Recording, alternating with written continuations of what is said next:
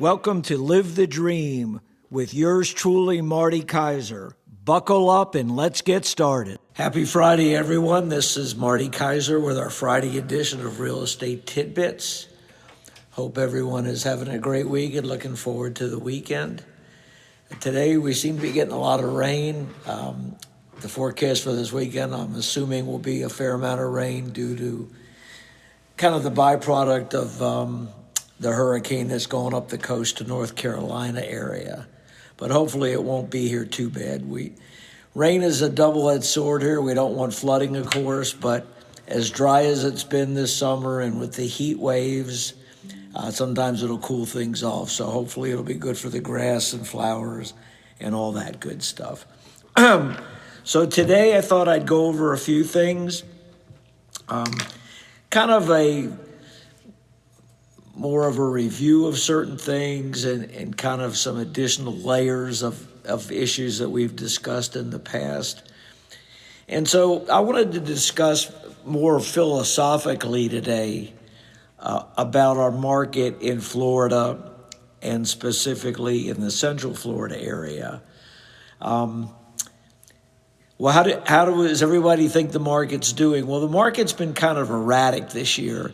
You know, you've heard me talk a lot about the transition of the market, where we've come from, where we're headed to, that we're hopeful / expecting interest rates are going to go down a little bit the last quarter of 2025, and hopefully they'll continue to go down a little bit more in the first part of 2026, and hopefully that should be something that'll improve the market. But we're definitely seeing the market adjust still. And a lot of it is more neighborhood specific. So what I mean by that is Tuesday I was mentioning I had talked to another broker from another firm in my area. And they had mentioned in one of the popular areas that they work in quite extensively, which is a little bit higher end area. It's been popular for years. Had experienced about a 30 to 35% rate of properties that were either expiring or being withdrawn from the market. In other words, out of every 3 properties that were listed, approximately 1 of them was being withdrawn or expired because it hadn't sold. And frequently these properties have been for sale for anywhere from 6 to 12 months. So that obviously is a sobering statistic if you're focusing on that area. So every area can be a little different. And even within a specific zip code, different neighborhoods can be different. So when you're counseling, whether it's sellers or buyers, you really have to dig deep into the data and along with your own experiences as a broker that would work those areas quite extensively when you're giving guidance and suggestions to sellers or buyers. You know, for example, the 32837 zip code, which is an area that I do a lot of business in, it's located in the south part of Southwest Orlando. So for those of you that are familiar kind of from a general locational standpoint, the Dr. Phillips area is Southwest Orlando, and that's about 25 minutes north, or about 20 minutes, I guess, north of the areas that I'm mentioning, which range from Central Florida Parkway south down to Hunters Creek. And so within the 32837 zip code, there's a lot of different communities. You know, and one of the things that has regularly occurred over time in that zip code is that Hunters Creek has always maintained a stellar reputation and has been the most popular neighborhood when I deal with prospective customers for a variety of reasons. The community's maintained very nicely. It's got an elaborate park and landscape system. Its schools are very well regarded.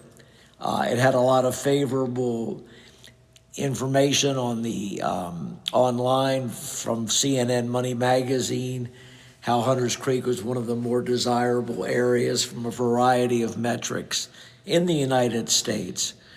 So because of all those variables, and a lot of people that I've actually had as customers have bought and sold and stayed in Hunters Creek. They might start off with a certain price point or a certain size home, and as their careers progress, they're in a little bit better financial position.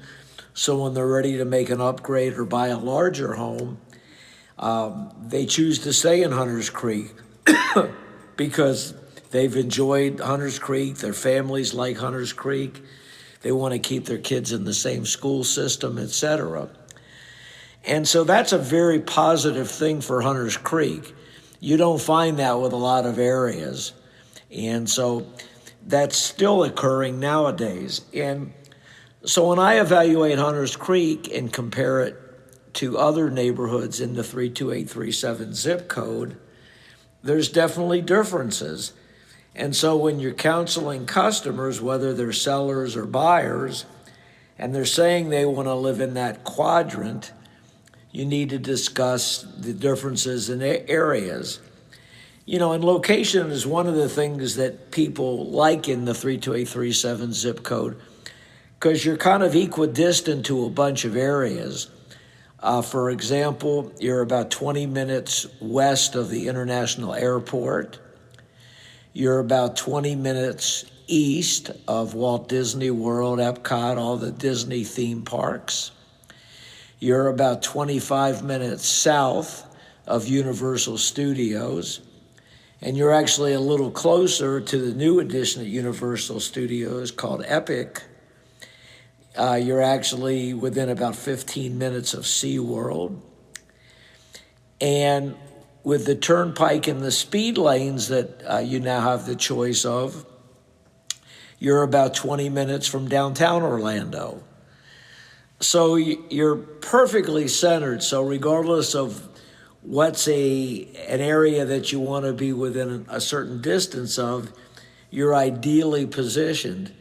And then from a beach standpoint, you're about 45 minutes to an hour from the East Coast beaches, depending on what part of the East Coast you go to, whether it's Cocoa or Melbourne or Palm Bay. And then if you go to the West Coast, which can start off with Clearwater and work its way down to Naples, you know, you're approximately an hour and 15 minutes to an hour and a half away from Clearwater. And then the locations south of that are a little bit longer. So you have a lot of different options. And so the location is an important aspect of that. So, you know, when you're studying price points and data, if you're a seller, the advice I'm going to give you if you live in Hunters Creek is going to be different than, for example, if you live in a nearby area such as Falcon Trace or South Chase. And then, of course, if you're deciding that you're going to buy or sell in a zip code different than 32837, obviously we would evaluate those variables. So things really, it's a constant proactive, reactive scenario, and you kind of have to keep abreast of this because information and trends are changing pretty quickly. You know, and for example, in a lot of areas of Orlando, including the 32837 zip code, the condominium market is much weaker than the single family market.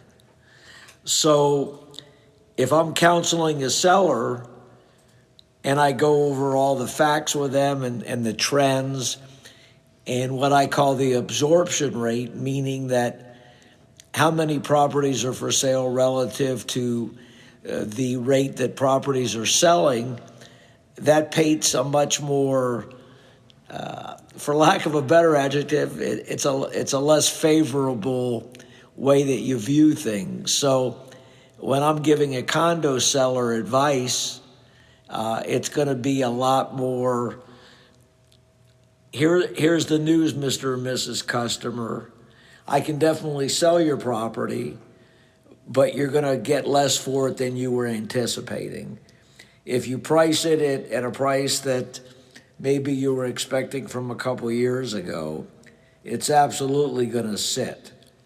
And so that's something that I share with people. And there are a lot of customers that I've spoken with in the past 12 months that I either declined taking their listing, or after they evaluated the data, either they decided to keep their property because they didn't think it was a positive situation for them to list it, or they decided to lease the property because they were not willing to take the price that the condos are selling for right now.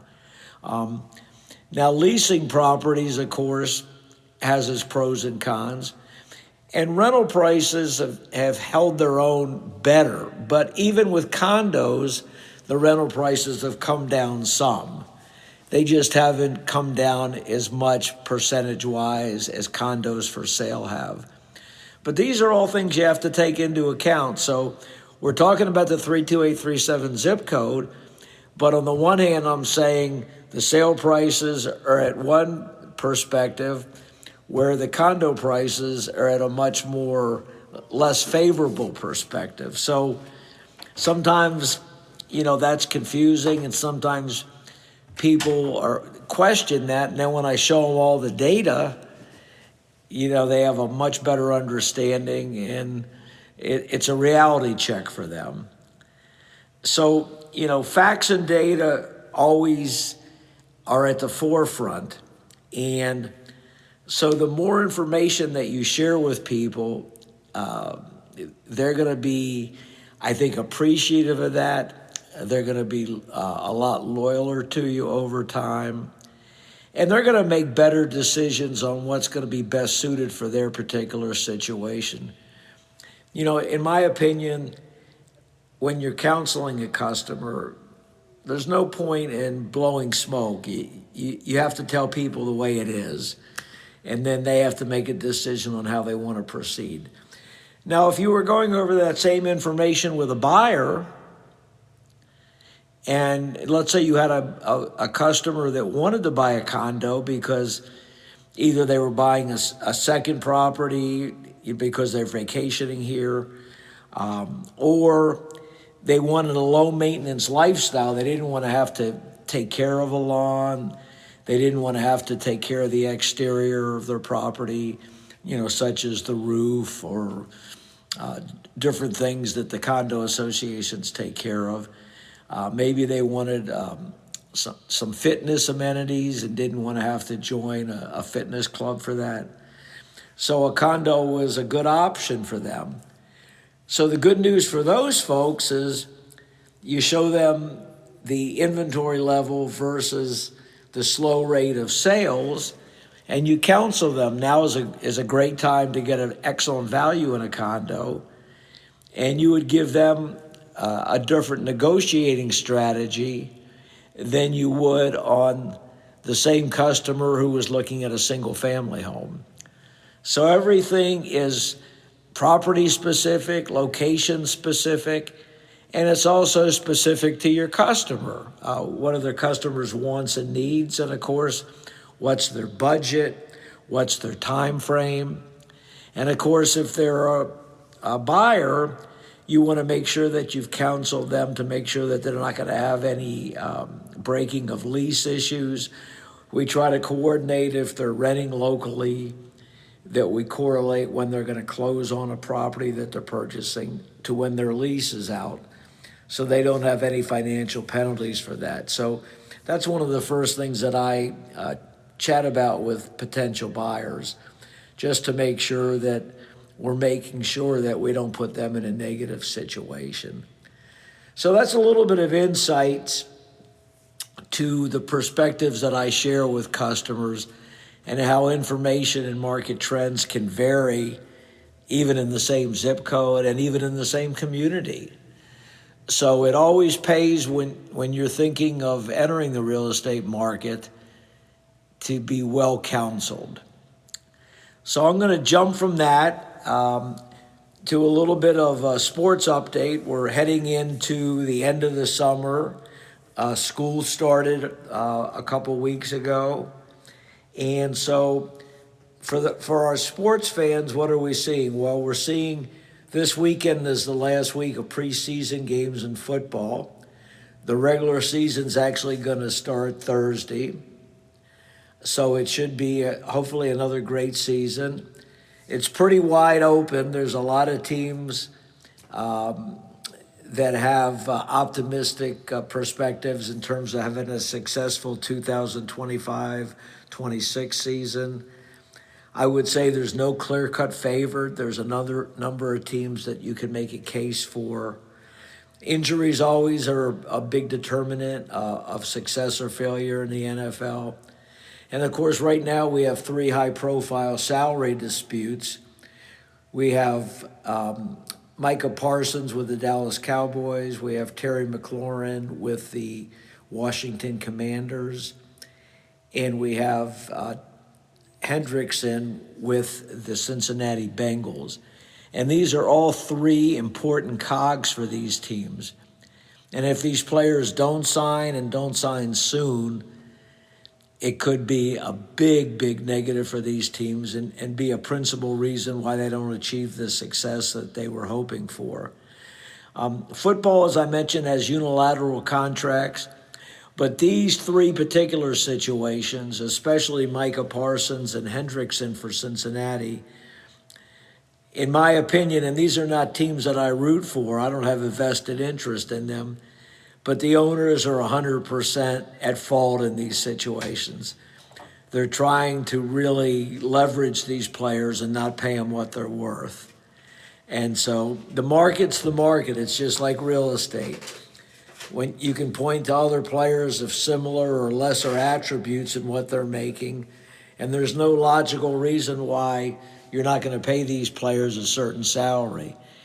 If you don't feel as an owner that you want to pay a player what he's worth, then trade him. But, football is a funny sport when it comes to negotiating. The players don't have the leverage, and so sometimes the owners try to take advantage of a player because if the player doesn't play, they don't get paid. So that's a little bit about the NFL. Major League Baseball is heading into the stretch run, as we say. The regular season ends in September. And Major League Baseball, again, is wide open, just like football. I wouldn't say there's a clear-cut favorite right now. The preseason favorite was the Los Angeles Dodgers. And on paper, they probably have the best team. But they've just had an inordinate amount of injuries, especially in their pitching. So they're in a dogfight right now. So it should be interesting to see how this season progresses. The hottest team in baseball is the Milwaukee Brewers. And when you look at their roster on paper, they're better teams. But everything's clicked for the Brewers this year. And right now they're playing tremendously effective baseball. And last but not least, you may have heard on one show previously that I'm in fantasy football. So we're having our fantasy football draft in my league this coming Sunday. And it's always a fun time. Fantasy football is like anything. A lot of times luck is involved. Injuries have a big determinant because if some of your key players get injured, it dramatically affects your fantasy team on the negative side of things. And sometimes there's always these players that don't have much of a reputation.